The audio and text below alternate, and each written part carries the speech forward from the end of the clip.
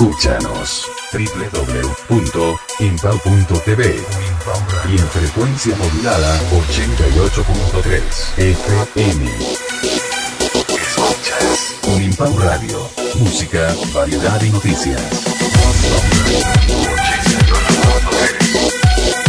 Unimpau Radio, la radio virtual de la Fundación Universitaria Impau. Sé lo que quiero. En 5 años me voy a ganar mi primer premio Simón Bolívar. Por eso decidí estudiar Comunicación Social y Periodismo en la Universidad Unimpau. Estudia en la Universidad Unimpau, la primera escuela tecnológica en periodismo de América Latina. Llámanos al 332-3500. Con Unimpau lo puedes lograr. Institución de Educación Superior sujeta a inspección y vigilancia por el Ministerio de Educación Nacional. Unimpau Fundación Universitaria te ofrece un programa técnico profesional, 10 carreras tecnológicas y 3 carreras universitarias. Ingresa unimpau.edu.co o en Twitter @Unimpau o llama a la línea 332-3500. Unimpau, 40 años formando profesionales.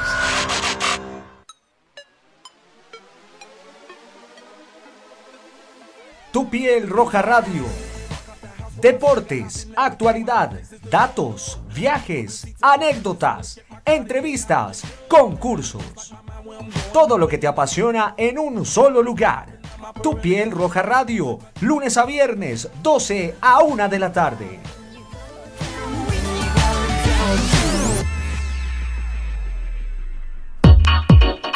¿Qué hora es? Es hora de usar el correo institucional. No te quedes fuera de la era digital. Llama ya a Unimpau 332-3500 extensión 106 y adquiérelo ya. Escuchas Unimpau Radio 88.3 FM. From Bogota, this is Dispatch Colombia. I'm Desmond Bustede with the latest news and views from across the country for audiences around the world. Dispatch Colombia. You're listening to Dispatch Colombia.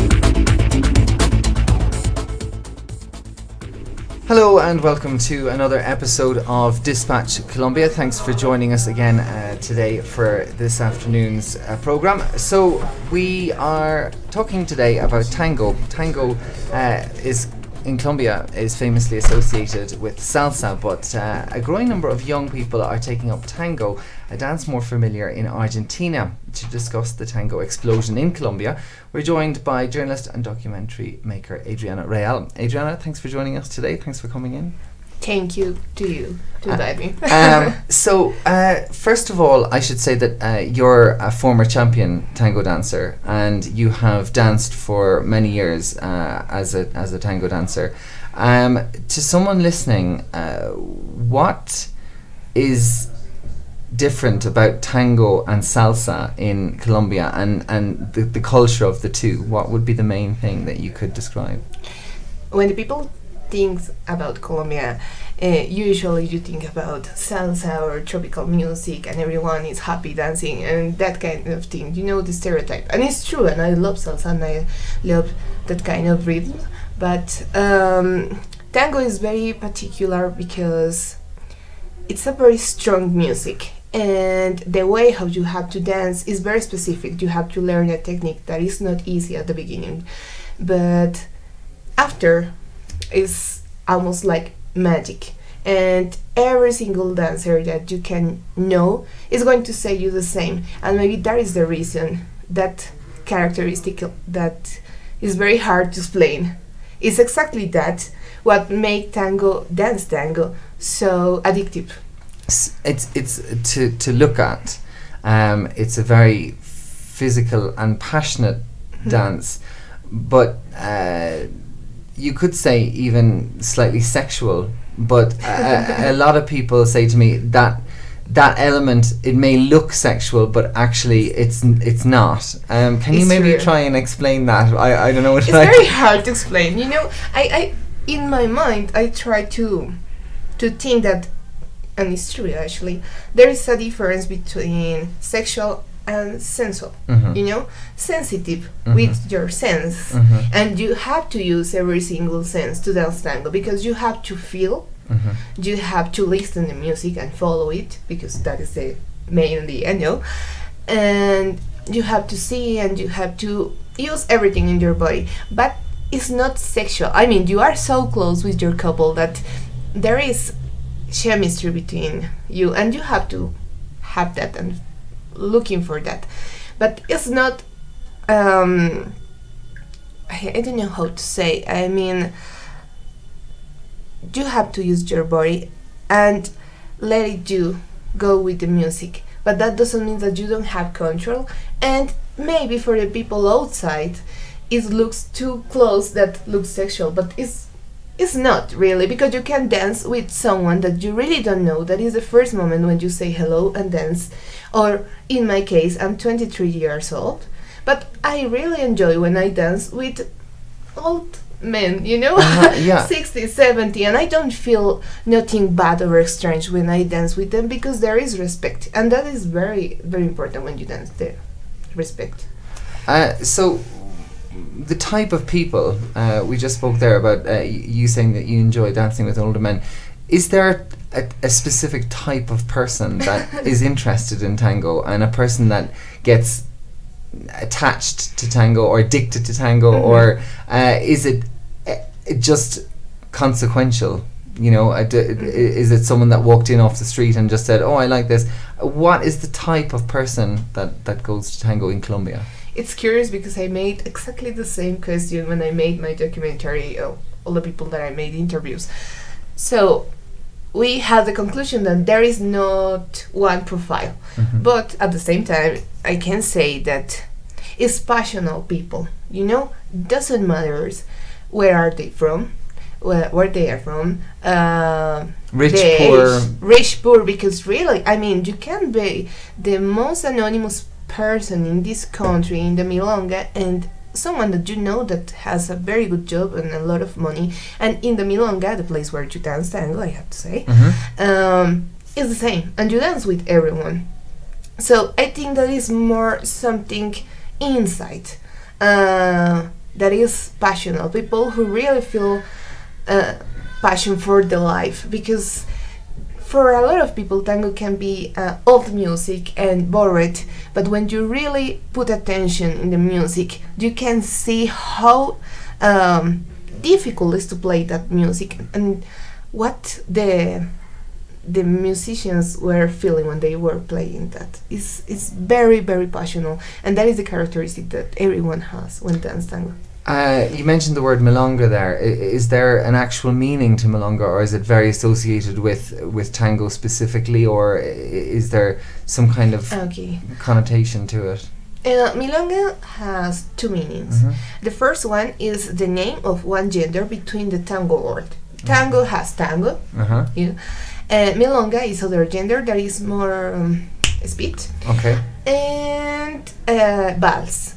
Argentine vals. Okay. You know? Yeah. That is one meaning, the name of the gender, and the other meaning is the name of the event when you go to dance. Right. So you go to a room full of people dancing tango, and that is milonga. That is the name of the event. I mean, I have to say that I have been to a few milongas, and it's a very unusual experience in the sense that you come in, and I noticed that there's not a huge amount of chit chat, if I can call it like that, where people are it's not, you're not there to really talk too much. You just Yes. you get into the dancing, and people really, it's kind of an unwritten rule that you walk in there and you just, please don't tell me about your weekend, just let's dance, and then sit down and not dance, and you can do a bit of talking then if you like, but really the whole point is we go in here and we dance, and that's it.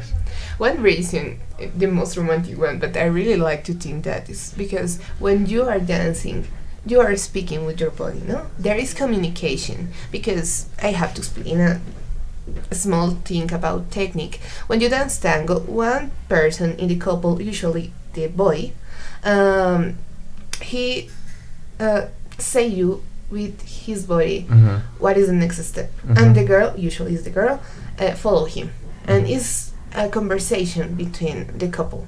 So I like to think that you don't need to speak, because you are speaking with your body, and there is a third, it's not person, but a third thing, that is the music, and you are following it.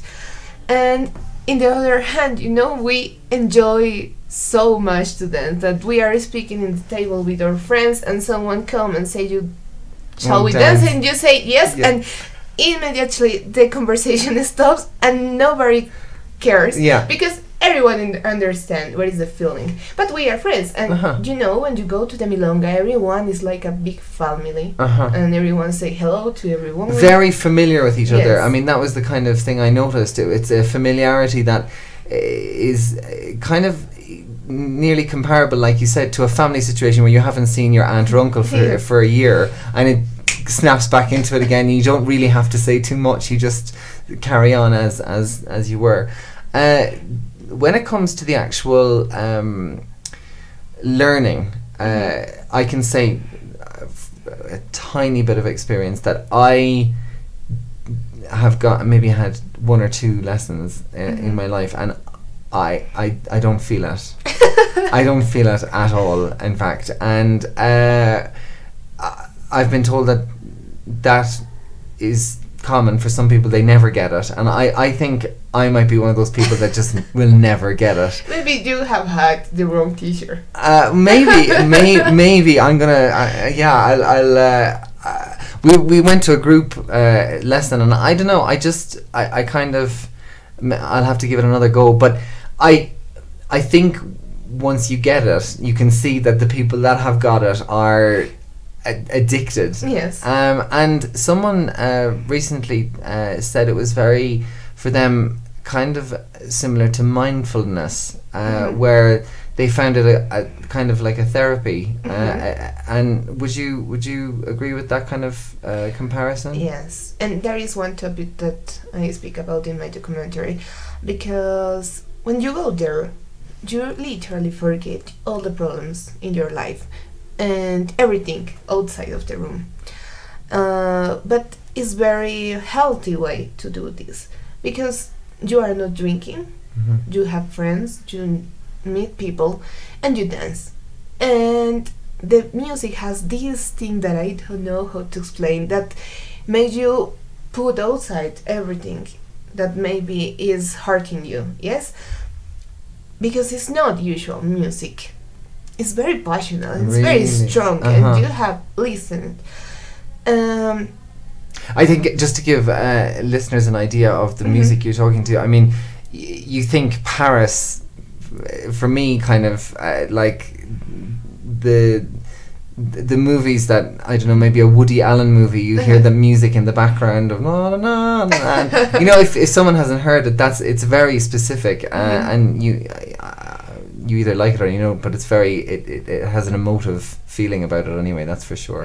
I mean, there is no way to explain it, just listen. You know, it's not for everyone, and one of my teachers used to say that tango is for everyone, but everyone is not for tango.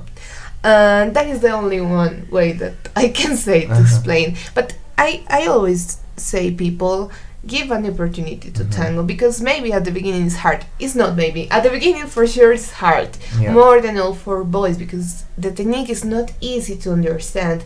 It's so natural. Dance tango is so natural that people can't believe that it's so natural, you know? And you spend years trying to understand how to embrace. how to do a good embrace, and how to walk, because tango is just walk.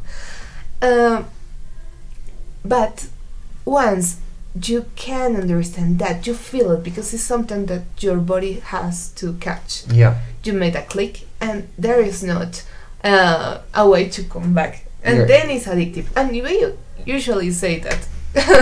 I'm interested as well to find out, and I don't know, can you give an answer? But as we said at the start, salsa is very popular here. Everyone in school kind of learns salsa as part of their education. It's just natural that anyone in Colombia has salsa, and whether they like it or not, they still can do it. They can tap their feet in a bar when they walk in there or whatever. Obviously, that's not the case with tango, and it's associated with Argentina more than it is with Colombia. But would you say that it is finding a growth at the moment and is becoming more popular, or has it always just been at a steady place in society? It's like an underground culture here, yes, but tango is universal. You can go to every single main city, at least main city in the world, and you are going to find milongas and a lot of people dancing. In fact, in Bogota, the group of people who dance is growing, and every day is more. But it's not a group that grow every day a lot. Yeah, you know, because it's not easy to learn, and some people take lessons and just give up because it's not easy at the beginning. But then, what I told you, there is no way to come back. Anyway, 10 years ago, when the milongas started really here in Bogota, the people, my friends, used to say that then when they went, you could find 10 people or something like that. Now, in a public milonga, you can find 100. So, okay, it's not like go to Rock al Parque. yeah. Yes, but it's a lot of people, and more than all because it's an event that happens every week, 2 or 3 times per week. So it's not a lot of people, but it's people who always go, and it's a group that is growing. So in the world, it's bigger, the number, but it's growing here. I know that the alcaldía, which is the council, the local government, they support an event once a month, which is put on in a big theatre, and you walk into the foyer of the theatre, and the foyer is where the actual milonga takes place. It's and the building suits the atmosphere, I think, as well. It's a kind of a 20th century old building. But for the council, the local government to take an interest like that and put some money behind doing an event like this, does that suggest that they want to encourage people to do this for a particular reason? I mean, I suppose from my own country, because it's familiar with Argentina, it's kind of, some people would say, oh well, why is our government or our local government supporting an Argentinian dance? Why are they not doing salsa? You know, when you see in money, yes, the folklore has more support for sure, and it's okay. But tango is very important here in Bogota, in Medellin. In Medellin is very important. I mean, more than folklore itself, I think. Okay. And in other cities like Manizales and Cali, maybe now.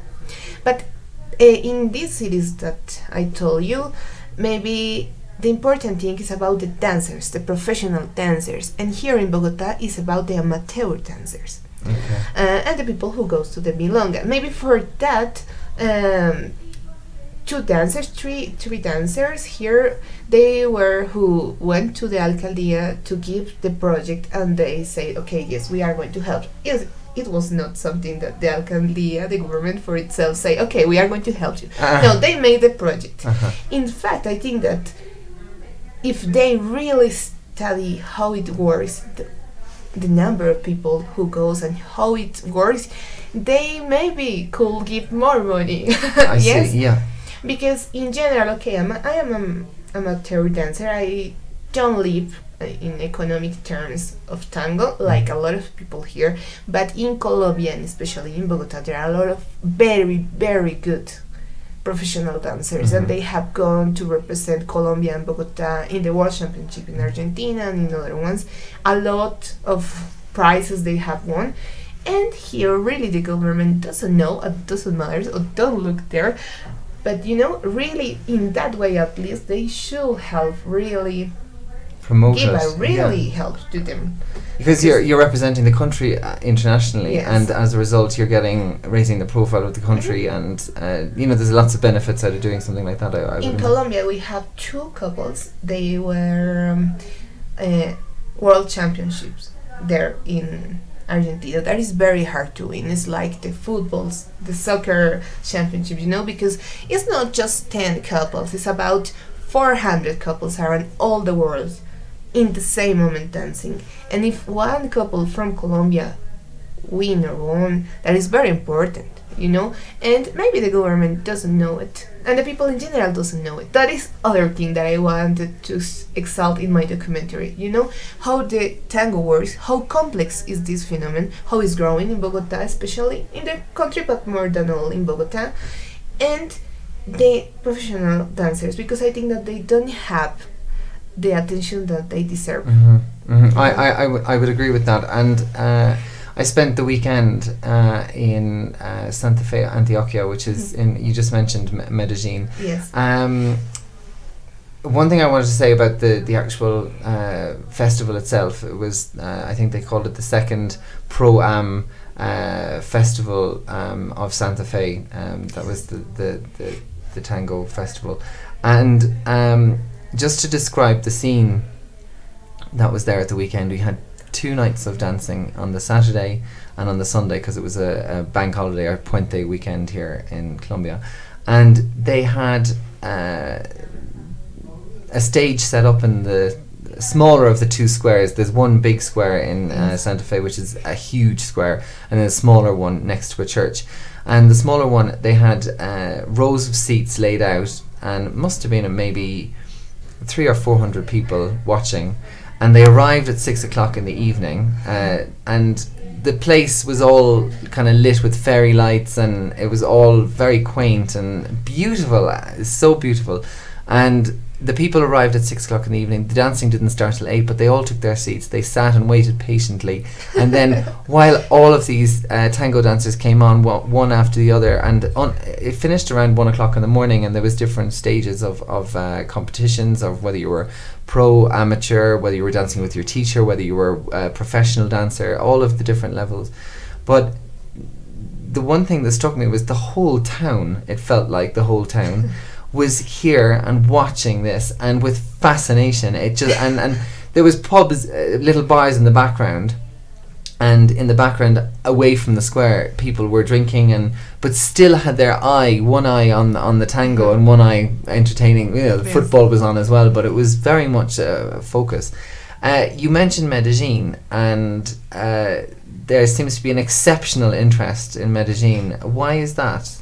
It's historical, maybe is the main reason, because Carlos Gardel, one of the biggest singers of tango in the world, in the history, he died in Medellin. His last concert was there, and then he took a plane who was a big accident, and he died there.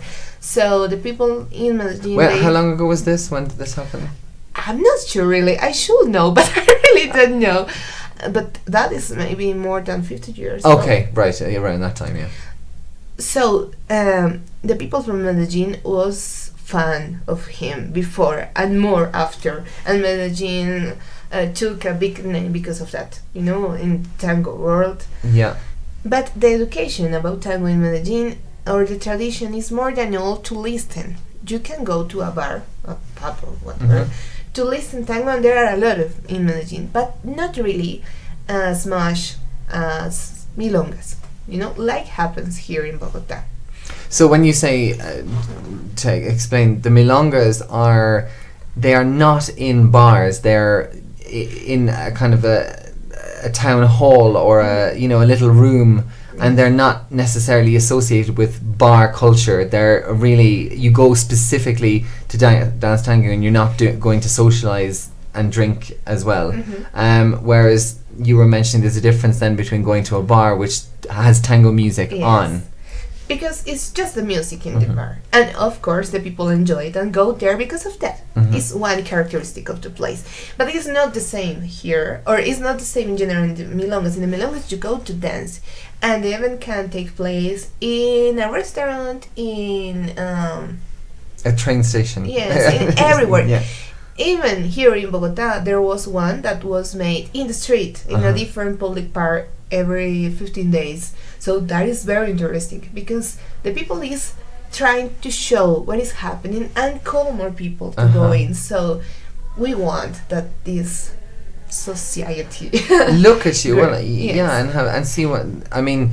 One of the things that I noticed the other day was, the exposure the dancers were getting was so welcome, because it's such talent to look at them. And while they're performing every week in milongas, and everyone appreciates that at the milonga, and you don't really get to see the exceptional talent unless you go to one of these special events like in Antioquia or Manizales. I have to say something then. There are two categories of tango dance competition. One is the traditional one, is when you just dance with your couple and there is not choreography or nothing said before. You just listen to the music and dance, like if you will be in a club dancing salsa or reggaeton or whatever. You just dance, so it's improvised. Then there is other one, that is the choreography, the show one. That is when you see that the girls throw them put around, up the legs and everything and make big things, and that is beautiful. But is the choreography is something that you have to do and practice a lot of times. So both are very hard in it, within itself. Yes, in itself, in his natural way. I don't know how to say. But maybe the one who is just to improvise has something more, because you go there, you stay in the stage, then you listen one song that you don't know which one is going to be, and then you have to dance, and there is a jury who is looking you and taking notes and that. So it's crazy. When you've won championships before, and which dance were you doing? Were you doing the prepared one, or were you doing the one that is improvised? Improvised. Sorry, Yes. that's the word I was rooting for. I wish someday I can do choreography because I like, but I don't have the training for that. I have won 2 championships in the amateur level and semi-professional level, like the traditional way. So I told you how it works is maybe 6-7 couples at the same time go to the stage, and then 3 songs, different orchestra and things, outdoor, blah blah blah, and then it is played, and then you dance. That's all, and the jury look at you. So what they are looking for is the quality of the embrace, how you are following the music, because that is the main thing, the most important one, how you interpret the music and other things, but that is the most important. One thing I noticed was in at the championships of the weekend, there was placings on the Saturday night. So someone that would have come first, second and third on the first night, then competed in the second night, and they were nowhere near their previous performance, which I found kind of strange, because you would think the people that did very well would continue that vein and be around the same, but it was only one couple that stayed around the same area, and the rest of them were gone. It's crazy. That is very scary when you are in the competition, because maybe the first day you can have a very good score, and then you have this feeling that oh my god, I'm going to win, and then the next day you were in the first place and you are gone, or you are in the seventh place. Or so why is that? Because you can obviously you're doing an improvised dance, so the dance changes with the mood of the music, the mood of the atmosphere, everything, how you're getting on with your couple, but to have such a dramatic change, what has the judges what have they seen that was not there the last time? I think it's that reason that the tango dance is not static. So sometimes you have this feeling that today you are dancing like the best one in your life, the best tango in your life, and the next day maybe you don't have that feeling. Yeah. Because it's something that is really about your feelings. Right. And the music, because maybe you didn't know the song that the second day they played. Maybe the first day they played just the 3 songs that you love, and you know every single change in the music, and the next day they play other songs that you don't like or you don't know. So it's luck in some way as well. I see, and it makes it more exciting as well, because you don't know how you're going to do. You think, oh, I'm going to do really well today. Yes. No, then you didn't think you did that good, and suddenly you found that you're top of the prize. Just before we finish, if people are listening and they're thinking of, interested in tango or taking up tango, what would you say to them? And when I have to say, speaking from experience on this one, arriving into a milonga can kind of be intimidating, because a lot of people know what they're doing, they've been there a long time, and what do you say to people that walk in the door and they're thinking, oh, you know what, I'm not going to do this, I'm going to run away because it's easier to just not be part of it? I have to say that everyone feels the same the first day. In my first day I felt the same. I went in on the room and I was like, oh my god, I don't know anything, I am nobody. And sometimes I still have this feeling. I have been dancing 6 years, and sometimes I'm going to the room or I'm looking some couple that is very good, and I'm like, oh my god, I don't know anything. But what is magic about tango is that you never stop to learn. I have been 6 years, I know people who has been 20 years, and you always are learning, and everyone in milonga has that in his mind, in their minds. Like, everyone had one day when everyone started, and everyone is learning. So at the end the people is open to teach you a bit, or maybe they can say you can improve this or that kind of things. I know that the first day is not easy.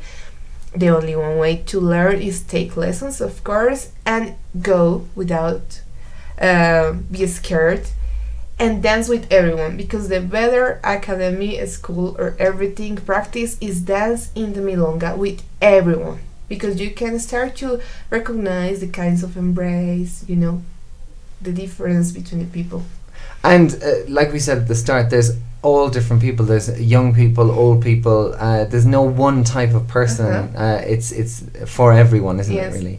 And the final question I was going to ask you was, if you find at the start when you are not doing very well, is it better to get lessons on your own, or should you stick with the group, or what?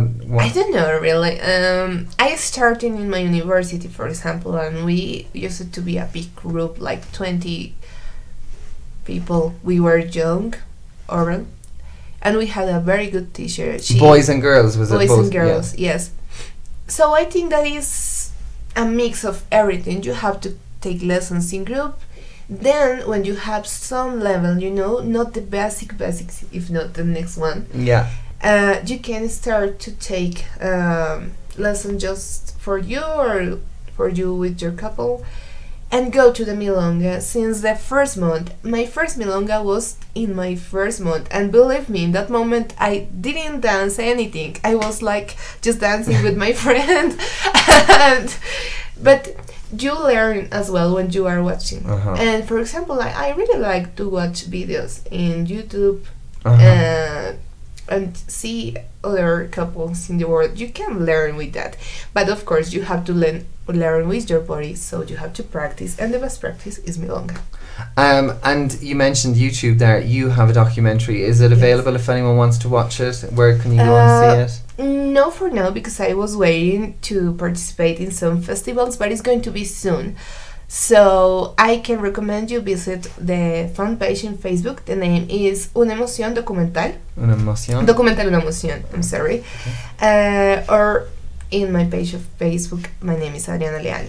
It's going to be soon, because I was my treasure, but now I want to share with everyone, because it's a very good way in 30 minutes to understand maybe a bit about this complex world, and to make feel interest to the people to join with us, because believe me, there is not other better addiction in the world or therapy than tango.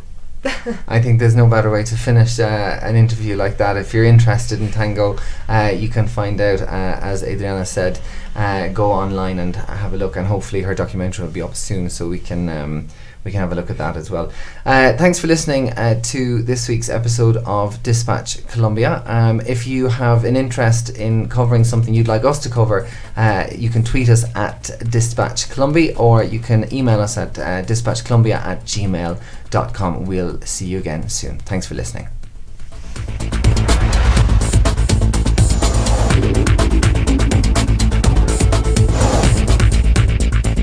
From Bogota, this is Dispatch Colombia. From Bogota, this is Dispatch Colombia.